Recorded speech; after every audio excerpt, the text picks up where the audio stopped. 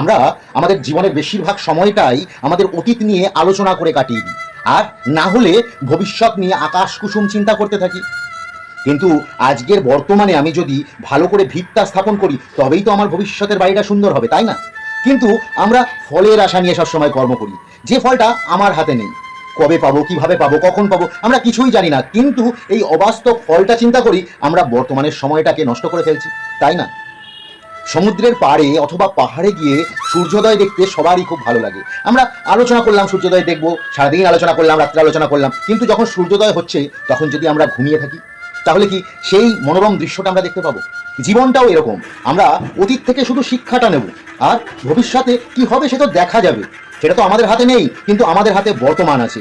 তাই বর্তমানে সময় নষ্ট না করে আমরা নিষ্কাম কর্ম করে যাব, ফলের আশা ছাড়াই কর্ম করবো, তাই না? তবেই তো আমাদের ভবিষ্যৎটা সুরক্ষিত হবে। রাধে রাধে।